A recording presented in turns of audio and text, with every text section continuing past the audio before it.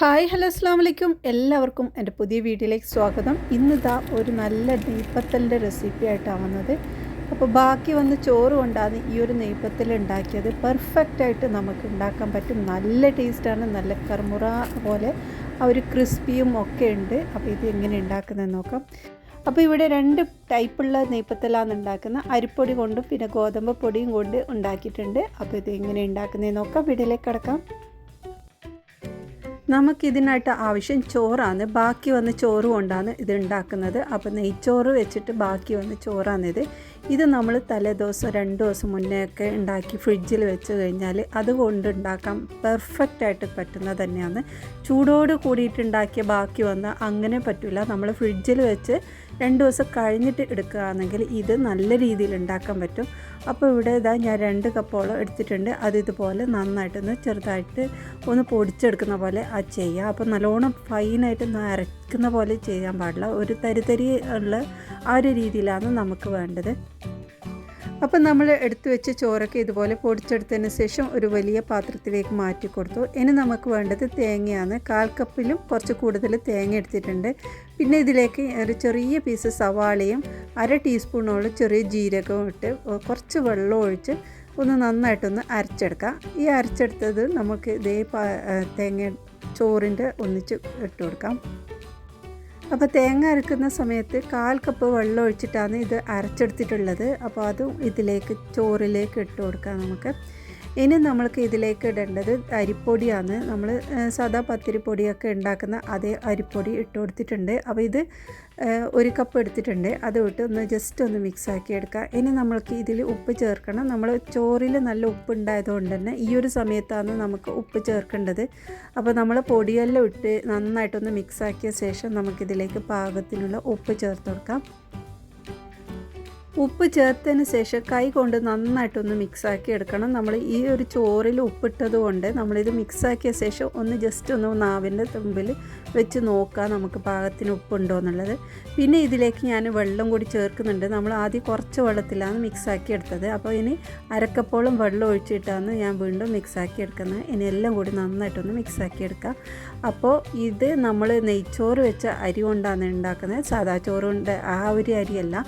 അതുകൊണ്ട് തന്നെ ഇത് നല്ലൊരു ടേസ്റ്റാണ്. നല്ലൊരു നെയ്യിൻ്റെ ഒക്കെ സ്മെല്ലെല്ലാം വരുന്നുണ്ട്. നമ്മുടെ ഇട്ട മസാലേൻ്റെ ആ ഒരു സ്മെല്ലൊക്കെ വരുമ്പോൾ നമ്മുടെ നെയ്പത്തലിന് നല്ലൊരു ടേസ്റ്റാണ്. കറി പോലും വേണ്ട. അപ്പോൾ ഇത് ഇത്രയും ടൈറ്റിലാണ് വേണ്ടത്. നല്ലോണം ലൂസാക്കാൻ പാടില്ല. കുറച്ച് ടൈറ്റിൽ തന്നെയാണ് കേട്ടോ നമുക്കിത് വേണ്ടത്. ഇനി നമുക്ക് ഓരോ ഷേപ്പാക്കി മാറ്റി വെക്കാം.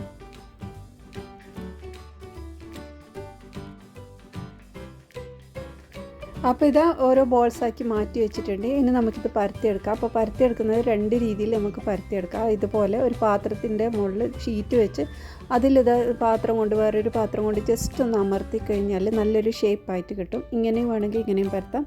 അല്ലെങ്കിൽ നമുക്കിത് പ്രസ്സിലും ഒന്ന് പരത്തിയെടുക്കാൻ പറ്റും. അപ്പോൾ ഇത് പരത്തുന്ന സമയത്ത് നല്ലോണം തിന്നാക്കാതെ കുറച്ചൊന്ന് തടിയിലായിട്ടാണ് പരത്തിയെടുക്കേണ്ടത്. അപ്പോഴാണ് നമുക്ക് നല്ല രീതിയിൽ പൊങ്ങി വരുള്ളൂ. അല്ലെങ്കിൽ പൊങ്ങി വരില്ല. അതിങ്ങനെ ഉടഞ്ഞ രീതിയിൽ അങ്ങനെ ആയിട്ടുണ്ടാവും കേട്ടോ. അപ്പോൾ ഇതുപോലെ പ്രസ്സിലാണെങ്കിലും ഒന്ന് ജസ്റ്റ് ഒന്ന് നല്ല ഒന്ന് ശ്രദ്ധിച്ച് പരത്തിയെടുത്താൽ മതി. അപ്പോൾ എല്ലാ സൈഡും ഒരേ രീതിയിൽ ഒന്ന് കട്ടിക്ക് വേണം പരത്തിയെടുക്കാൻ. അപ്പോൾ ഇതുപോലെ റെഡിയാക്കിയെടുക്കാം. ഇനി ഇതെങ്ങനെ ചുടുന്നതെന്ന് നോക്കാം. അപ്പോൾ നല്ല ചൂടായ ഒരെണ്ണയിലേക്കാണ് നമ്മൾ ഇത് ചുട്ടെടുക്കുന്നത്.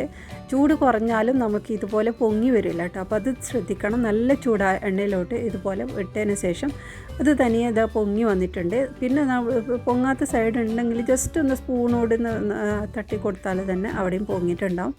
അപ്പോൾ ഇനി നമ്മൾ നല്ല ഒരു ക്രിസ്പി ആയ സമയത്ത് നമുക്കിതൊന്ന് തിരിച്ചിട്ട് കൊടുക്കാം. അപ്പോൾ തിരിച്ചിട്ട് ആ ഒരു ഭാഗവും നല്ലൊരു ഗോൾഡൻ ക്രിസ്പി ആകുന്ന സമയത്ത് നമുക്ക് കോരിയെടുക്കാം. അപ്പോൾ അതാ നമ്മുടെ നെയ്പത്തൽ ഇവിടെ റെഡി ആയിട്ടുണ്ട്. നല്ല ടേസ്റ്റ്. നമ്മൾ നോർമലി അരിനെ കൊണ്ട് ഉണ്ടാക്കുന്നതിനേക്കാളും ഒന്നുകൂടെ ടേസ്റ്റായിട്ടാണ് എനിക്ക് തോന്നിയിട്ടുള്ളത്. നിങ്ങൾ ഉണ്ടാക്കി നോക്കിയിട്ട് നിങ്ങളുടെ വലിയേറിയ അഭിപ്രായം അറിയിക്കണേ. ഇനി ഇതാ ഞാൻ കുറച്ച് ഗോതമ്പത്തിൻ്റെ ഇതേപോലെ എടുത്ത് വെച്ചിട്ടുണ്ട്. സെയിം അളവിൽ തന്നെ സെയിം അതേ രീതിയിൽ തന്നെ ഞാൻ അതിലേക്ക് അരിപ്പൊടി ഇടുന്നതിന് പകരം ആട്ടപ്പൊടി ഇട്ട് വെച്ചതാണ്. അപ്പോൾ ഇതുപോലെ ഉരുളകളാക്കി അതേപോലെ പരത്തിയെടുക്കാം നമുക്ക്.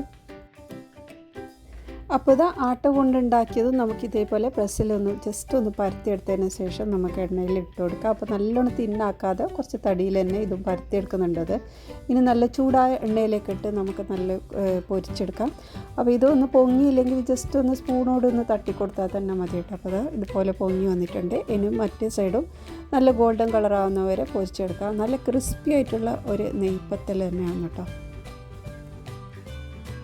അപ്പോൾ ഫ്രിഡ്ജിൽ ബാക്കി വന്ന ചോറുണ്ടെങ്കിൽ ഇതാ പെട്ടെന്ന് ഒരു നെയ്പത്തൽ ഉണ്ടാക്കിക്കോളൂ. ഇതുപോലെ ഉണ്ടാക്കിയാൽ നിങ്ങൾക്ക് ശരിയായില്ല എന്ന് ഒരിക്കലും നിങ്ങൾ പറയില്ല. കാരണം അത്രക്കും പെർഫെക്റ്റ് ആയിട്ട് തന്നെ നമുക്കിത് കിട്ടുന്നുണ്ട്. പിന്നെ നമ്മൾ ഇതിൽ ശ്രദ്ധിക്കാനുള്ളത് അരി അരക്കുമ്പോൾ ഒരുപാട് പേസ്റ്റ് പോലെ അരക്കാതെ ഒരു തരി ആയിട്ടൊന്ന് ഒന്ന് കറക്കിയെടുത്താൽ മതി. ആ ഒരു രീതിയിൽ ഉണ്ടാക്കുമ്പോൾ നല്ല ക്രിസ്പിയും നല്ല ടേസ്റ്റുമാണ് കേട്ടോ. നെയ്യൊക്കെ ഇട്ട ഒരു അരി തന്നെ ആയതുകൊണ്ട്, നമ്മുടെ നെയ്ച്ചോറിൻ്റെ അരി ആയതുകൊണ്ട് നല്ലൊരു സ്മെല്ലും ടേസ്റ്റും ഉണ്ട്. അപ്പോൾ ഇതാ ഗോതമ്പ് കൊണ്ട് ഉണ്ടാക്കിയതും നല്ല ഒരു സ്മെല്ലൊക്കെ ഉണ്ട് കേട്ടോ. അപ്പോൾ ഇന്നത്തെ ഈ റെസിപ്പി നിങ്ങൾക്ക് ഇഷ്ടമായിട്ടുണ്ടാവും വിശ്വസിക്കുന്നു. അപ്പോൾ നമ്മളിത് ഗോതമ്പ് പൊടി കൊണ്ടുണ്ടാക്കിയ നെയ്പത്തലാണ് കേട്ടോ. അതിൻ്റെ ഉള്ളൊക്കെ നല്ല രീതിയിൽ തന്നെ വെന്തിട്ടുണ്ട്. അപ്പോൾ അരിപ്പൊടി കൊണ്ട് ഉണ്ടാക്കിയതായാലും ഗോതമ്പ് പൊടി ഉണ്ടാക്കിയതായാലും നമ്മൾ ഉള്ള ഭാഗമൊക്കെ നന്നായിട്ട് വെന്തിട്ടുണ്ട്. ഹനാസ് കിച്ചൻ സബ്സ്ക്രൈബ് ചെയ്യാതെ നോക്കുന്നവരുണ്ടെങ്കിൽ ഒന്ന് സബ്സ്ക്രൈബ് ചെയ്ത് സപ്പോർട്ട് ചെയ്യണേ. ഇനി അടുത്ത നല്ല റെസിപ്പിയുമായി വീണ്ടും വരാം. ബായ്.